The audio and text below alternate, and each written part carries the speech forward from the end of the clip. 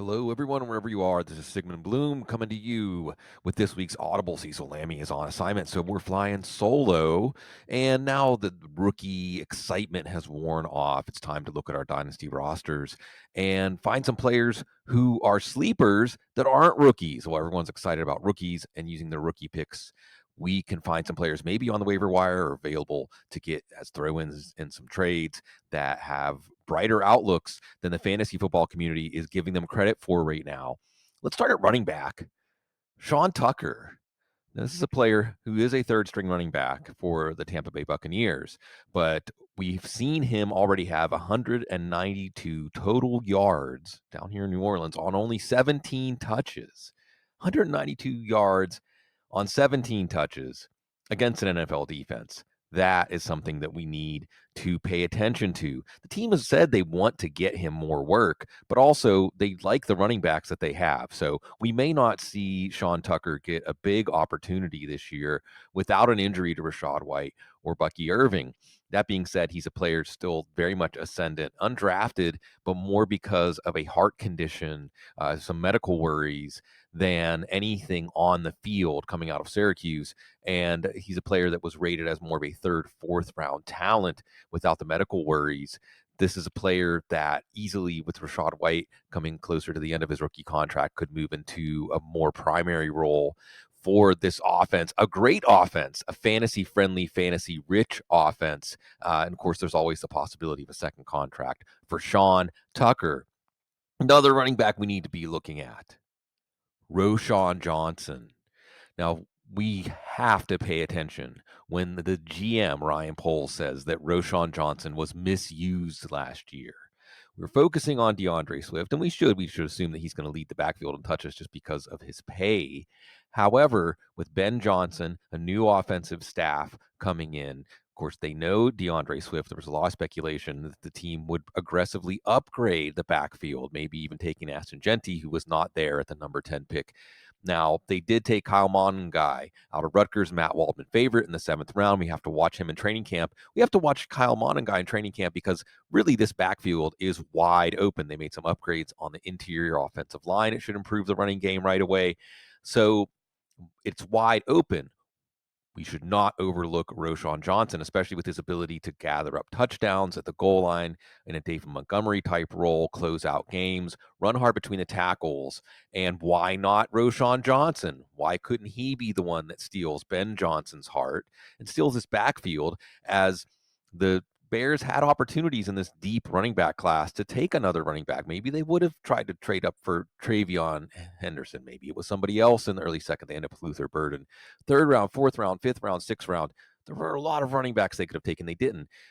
Was that about Roshan Johnson? Is there more there? Well, Ryan Poles told us he thought he was misused last year under the previous coaching staff. So we have to pay attention to Roshan Johnson, and it might be a good idea to get in an offer for him or pick him up off of your waiver wire. Let's turn the page to the wide receiver position. The splashiest move after the draft so far has been the trade of George Pickens to Dallas. A lot of talk about George Pickens, how it's going to affect his value, DK Metcalf's, Dak Prescott's. Not a lot of talk about Calvin Austin.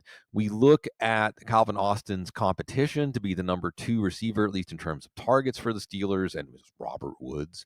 So Calvin Austin, we saw with his deep speed last year, his ability to pull away from the defense, that he can be a game changer. Now we're waiting around for Aaron Rodgers. But if we do get Aaron Rodgers with the Pittsburgh Steelers, if you had to flip a coin, you probably would say it's more likely he will than he won't right now. Then you have DK Metcalf, who clearly is going to draw more attention from the safeties. He's going to be the threat that the defense wants to take away. Then there's Calvin Austin, perhaps with some pretty good matchups. And even this version of Aaron Rodgers is probably the best passer the Steelers have had in the last 5 or 6 years. Can you tell it pains me as a Pittsburgh Steelers fan to say that? The Steelers offense is not that exciting. And to be honest, even if it is Mason Rudolph, we saw Mason Rudolph give George Pickens probably his best stretch of games as a Pittsburgh Steeler. Did I mention the Pittsburgh Steelers quarterbacks have not been the best passers in recent years? Yeah. So why am I recommending a Pittsburgh Steeler wide receiver as a sleeper? Well, because Calvin Austin has Jets, and Calvin Austin has DK Metcalf drawing coverage and attention away from him. So that speed is going to be valued. Let's look at a tight end that we might want to stash away. A lot more tight end premium leagues out there. Let's talk about Luke Schoonmaker down in Dallas. Second round pick from 2 years ago. Very athletic. Matt Waldman favorite. Been dealing with injuries. While he's dealing with those injuries, Jake Ferguson, another young tight end, has a breakout season while Luke Schoonmaker's on the shelf in his rookie season. Going into last year, more was expected of Jake Ferguson. Now, Jake Ferguson himself got banged up. Dak Prescott went out. So it was a down year for Jake Ferguson. Luke Schoonmaker did show some improvement, did show flashes of that athleticism that would be an upgrade at the position. Didn't truly establish himself, but has been healthy going into this offseason. And with Brian Schottenheimer, not truly a change of regime, but absolutely there's speculation that Luke Schoonmaker could find himself in a competition with Jake Ferguson to be the number one tight end. Now, let's also remember, speaking of George Pickens, the show is 3 degrees of George Pickens. With George Pickens and CD Lamb, you're going to see a lot of room in the middle of the field for Luke Schoonmaker and Jake Ferguson to operate. And this team wants to run the ball, and 2 tight end sets make a lot of sense for this team. So you might see Luke Schoonmaker get enough of a foothold in terms of snaps and targets to show why the Cowboys took him in the second round, the player that they hoped he would develop into in his third year. And even though the team plans on running the ball a lot, I don't know if that's really going to happen. I think we may see another 700 attempt season from Dak Prescott. Remember, Jake Ferguson, also his rookie contract's winding up. So it wouldn't be surprising if Luke Schoonmaker was the starter next year in Dallas in a high volume pass offense. But again, he could become the starter even as early as this year. The upside is there from a former second rounder. Let's wind up with a quarterback. Superflex leagues. Pay attention. Superflex alert. Let's go to Green Bay and talk about Malik Willis. Malik Willis, while he fell to the third round, there was some speculation just with his raw tools that he would be a first round pick. It didn't happen. Tennessee, he got in, I think, one Monday night. He actually was competitive with the Kansas City Chiefs. Now, a lot of that, Derrick Henry was still there. But Malik Willis fell out of favor with Tennessee when they changed regimes to Brian Callahan and was traded for a 7th round pick to Green Bay. And we see him come out in a highly structured Matt LaFleur offense in Green Bay last year when Jordan Love was hurt and look good, add value with his athleticism, execute within this offense, and show that he can at least be a viable upside backup quarterback in the NFL. But in the quarterback hungry NFL, with Malik Willis coming to the end of his rookie contract, why can't he get a chance to start in another city on his second contract? Okay. Malik Willis has some of the things that we like for fantasy football. He's an athlete.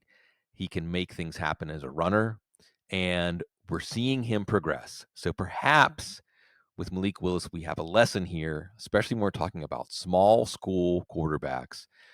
As long as the league gives them a chance, I'm thinking about Trey Lance here too.